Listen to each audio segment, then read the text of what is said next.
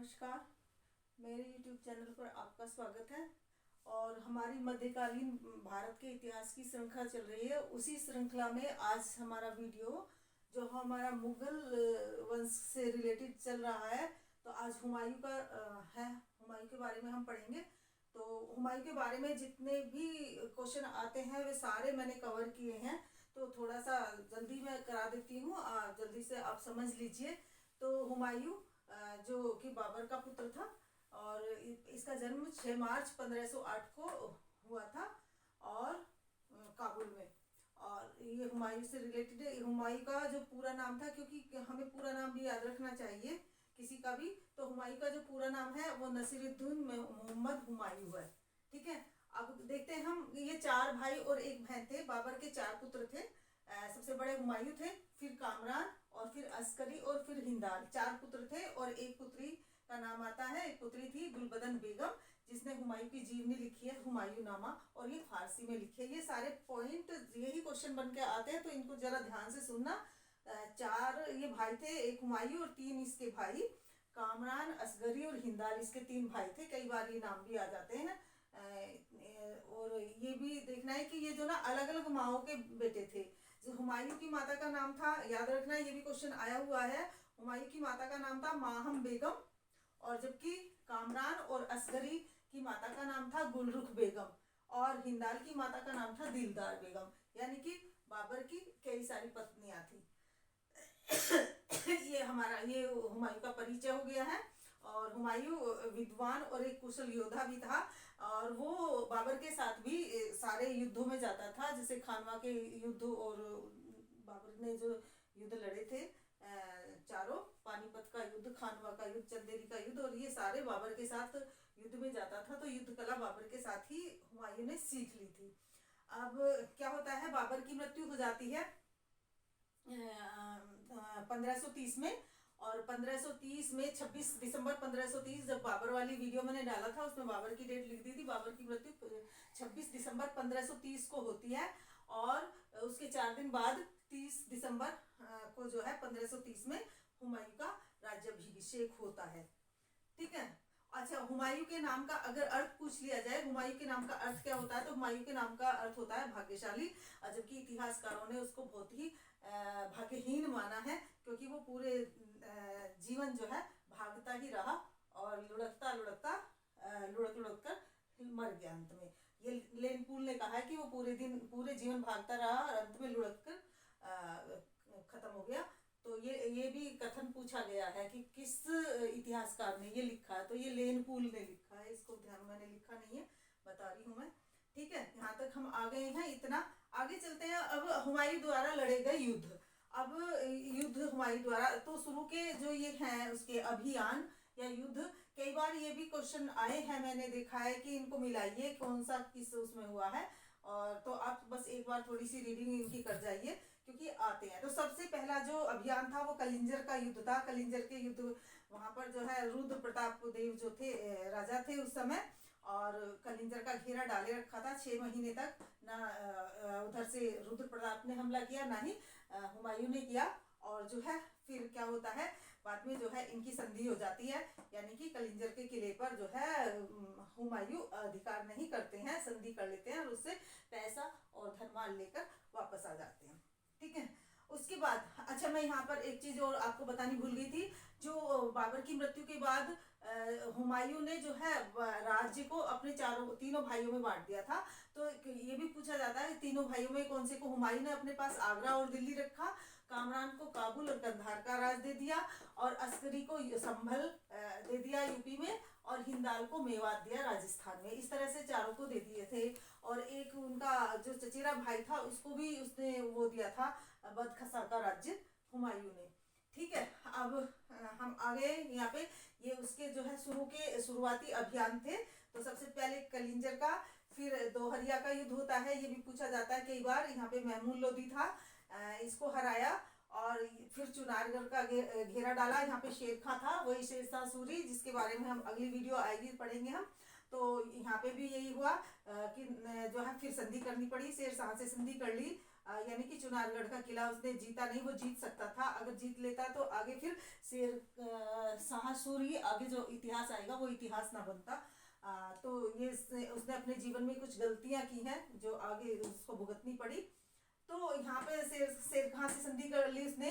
फिर आगे चलता उसके बाद में जो है 1535 और 36 में बहादुर शाह जो गुजरात के राजा थे उनसे इनका संघर्ष होता है, लड़ाई होती है। इससे क्या संघर्ष होता है, देखिए बहादुर शाह जो था वो रानी कर्णवती थी, जो है राणा सांगा की विधवा। राणा सांगा जिनको जो है बाबर ने खानवा के युद्ध में मार दिया था, उनकी पत्नी थी कर्णवती, और वो अपने राज कर रही थी अपने बेटे को राजा बना के। तो जो है उधर बहादुर शाह ये उस पर आक्रमण कर रहा था, चित्तौड़ पर, कर्णवती पर। तो कर्णवती ने एक चिट्ठी लिख के और हुमायूं को दी थी। ये बड़ी फेमस बात है कि हुमायूं को राखी भेजी थी रानी कर्णवती ने कि हमारी मदद करो, हमारी हेल्प करो। तो जो है फिर उधर से बहादुर शाह ने भी चिट्ठी लिखी हुमायूं को और कहा कि मैं तो जिहाद कर रहा हूँ, धर्म की लड़ाई लड़ रहा हूँ, इस्लाम की लड़ाई लड़ रहा हूँ, तो आप हमारे धर्म के होते हुए मेरी सहायता कीजिए इसमें। तो हुमायूं जो है सोच में पड़ गया, तो उसने ना तो बहादुर शाह की मदद की और ना ही कर्णवती की मदद की। तो कर्णवती जो बहादुर शाह चित्तौड़ को जीत के आता है, तो उसके बाद बहादुर शाह और हुमायूं का दोनों का संघर्ष, लड़ाई होती है, और यहाँ पे जो है हुमायूं जीत जाता है। और जीत जाने के बाद उसको मांडू का किला और चंपानेर का किला मिल जाता है यहाँ पर, ठीक है। उसके बाद जो है चुनारगढ़ के किले पर फिर करता है वो आगे विजय प्राप्त कर लेता है 1538 में, और आगे जाके बंगाल तक जो है अपना अधिकार प्राप्त कर लेता है। तभी उसको पता चलता है कि उसका भाई जो हिंदाल है वो आगरा में जो अपने आप को स्वतंत्र घोषित करने, स्वतंत्र राजा बनने को तैयार है, तो वो वापस आ जाता है यहाँ से। ये तो उसका यहाँ तक का हुआ, ठीक है।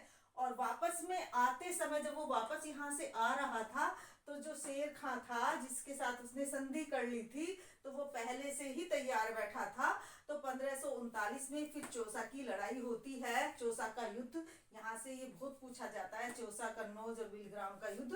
तो क्योंकि यहाँ पे हारा था इन दोनों में हुमायूं, तो इसलिए बहुत ज्यादा पूछा जाता है। तो फिर यहाँ पे चौसा का युद्ध फिर होता है शेर खां और हुमायूं के बीच में, और इतना भयानक युद्ध होता है। यहाँ पे भी जो शेर खां था वो बड़ा चालाक था, तो वो जो है वेट करता रहता है कि कब बारिश का मौसम आए और कब मैं जो है युद्ध स्टार्ट करूं। तो जैसे ही बारिश का मौसम आता है तो वो जो है लड़ाई शुरू कर देता है। इतनी भयानक लड़ाई होती है कि हुमायूं को अपनी जान बचाकर यहाँ से भागना पड़ता है, और भागता भागता वो घोड़े सहित जो है नदी में कूद जाता है। गंगा और कर्णवती नदी के किनारे, ये बिहार की बात है, चौसा बिहार में है। तो यहाँ पे नदियाँ चढ़ी हुई थी, बरसात के मौसम में नदियाँ चढ़ी हुई थी, तो नदी में ही कूद जाता वो। तो उसकी जान एक भिस्ती ने बचाई, नहीं तो मर जाता वो, यहीं पे डूब के मर जाता। तो भिस्ती जो नाव चलाते हैं पानी में, नाविक होते हैं, भिस्ती उनको कहते हैं, तो भिस्ती ने उसकी जान बचाई। और उस भिस्ती का नाम था निजाम, यहाँ पे याद रखना, भिस्ती का नाम था निजाम। और बाद में यहीं पे मैं भिस्ती की बात खत्म कर दूं।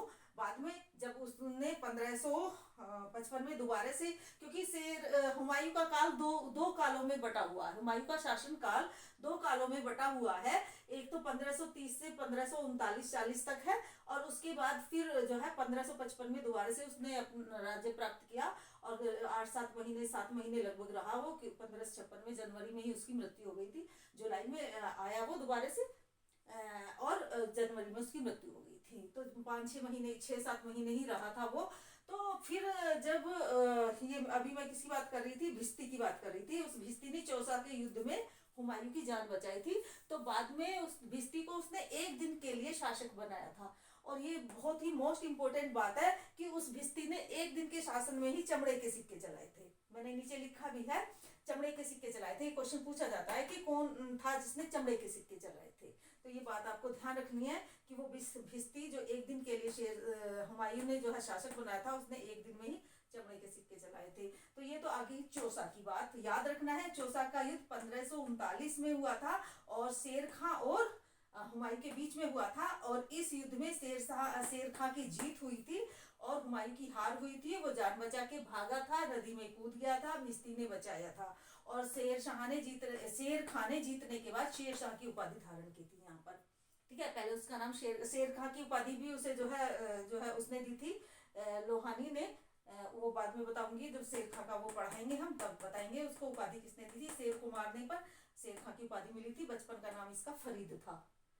पूछा जाता है ये भी। शेरशाह सूरी के बचपन का नाम फरीद था। शेर खां की उपाधि उसको दी थी उसके संरक्षक ने, क्योंकि उसने उसकी जान बचाई थी शेर से।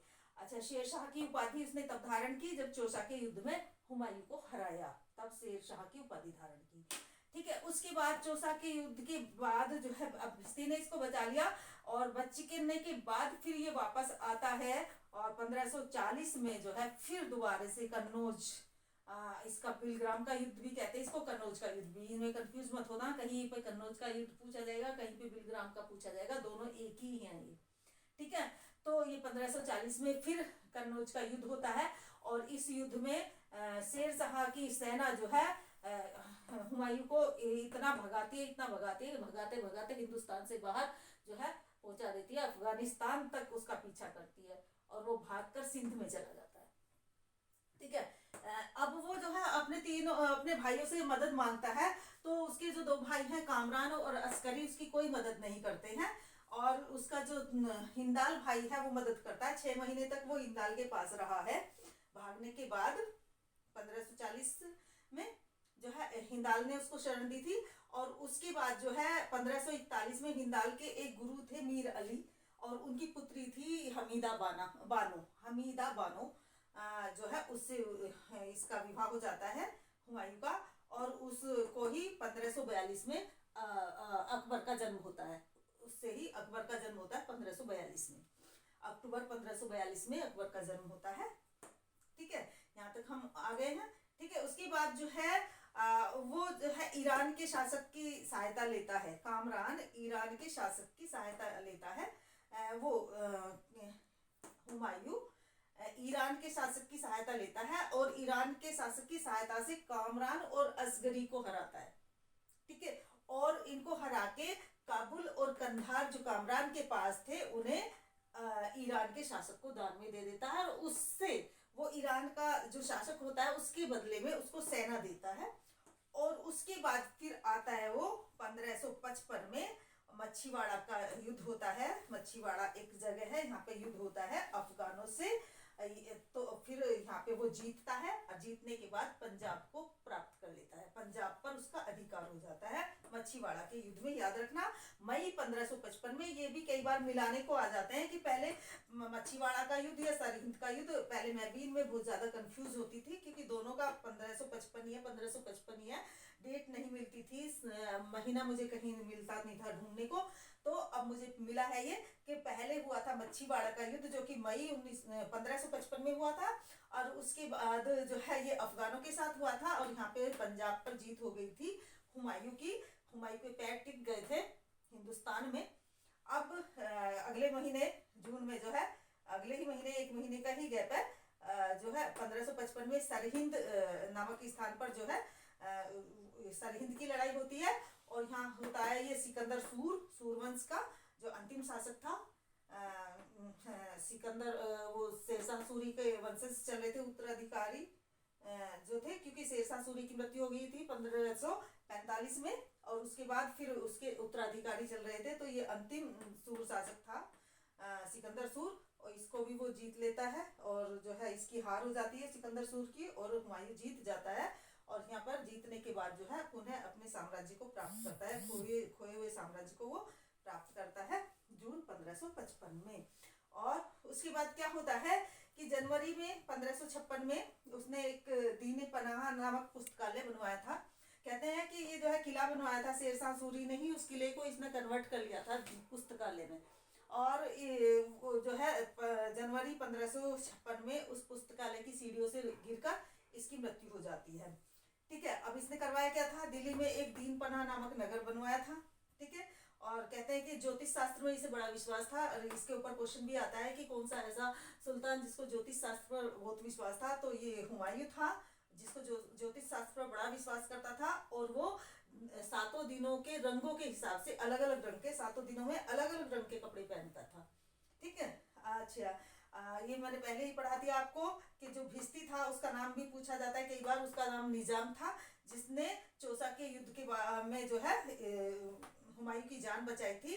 तो उस भिस्ती को हुमायूं ने बाद में एक दिन के लिए शासक बनाया था, और एक दिन के शासन काल में ही उसने चमड़े के सिक्के चलाए थे भिस्ती ने। ठीक है।